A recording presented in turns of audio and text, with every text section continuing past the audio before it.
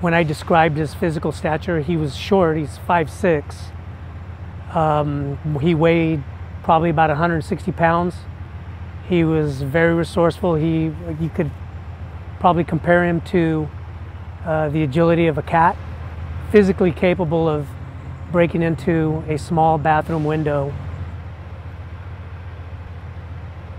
Shortly after the Aundria Crawford abduction, the task force received numerous assets from local law enforcement agencies. The task force probably had at least 100 either investigators and or search and rescue at their disposal. 16th, I read an article in the Tribune regarding the abduction of Aundria Crawford. I immediately thought of parolees that might possibly be involved, and there was 3 parolees that came to the forefront of my mind. One was Rex Krebs. Looked at the file.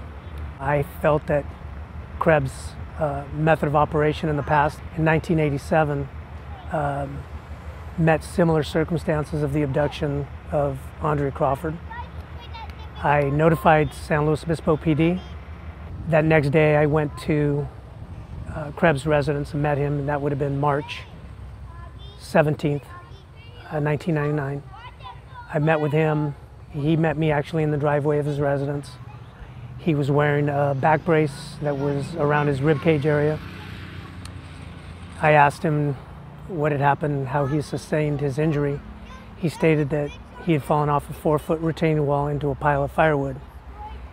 Based on my training experience and looking at his potential injuries, other than the rib injury, there were none.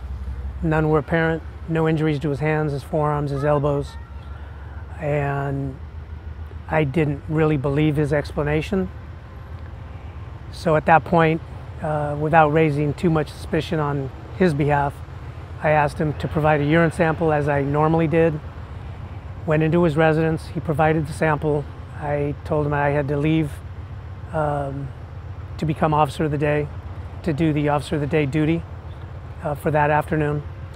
I immediately went back to the San Luis Obispo parole office, called the lead investigator regarding the Aundria Crawford case, and I described and explained my suspicions, the method of operation that Krebs had been known for in his 1987 cases. One of the DOJ agents conducted the interview. Myself and the other DOJ agents conducted the parole search. And during the parole search, I located a wood-carved box on a bookshelf. Contents of that box contained an 8-ball keychain, which was unique to me and really sparked my interest.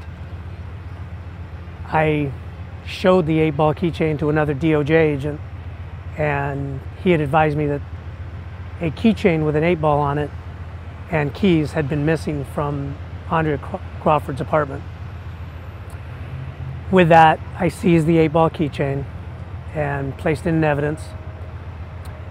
As the search continued, I located BBs for a BB gun and some CO2 cartridges, and I asked Krebs about those items, and he said, oh, they were for his BB gun.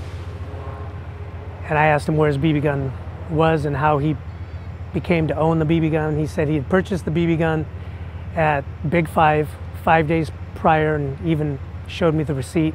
I seized the receipt and asked him where the BB gun was. He said it was at 84 Lumber, where he was employed. The next day, I went to 84 Lumber with the assistance of 3 DOJ agents and San Luis Obispo PD patrol officer. I entered the business, contacted Krebs, asked him where the BB gun was. He showed me it was under the cash register. I looked at it, seized it. It looked like a firearm, and it is a parole violation for a parolee to control, possess, own a simulated firearm.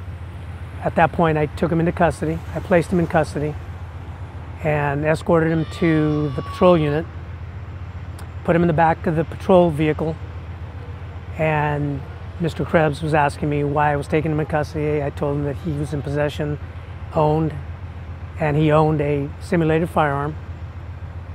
And at that point, he became emotional. He was asking me questions, how much time he was going to do, and I told him I didn't know. That was going to be up to the Board of Prison Terms, who at that time presided over parole violations.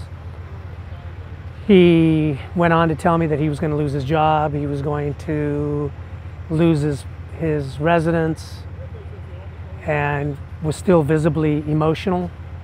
At that point, I remembered that back in 1987, during his confessions, he became emotional with the investigator.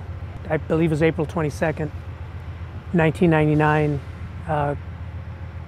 Krebs gave a full confession to DA investigator Larry Hobson.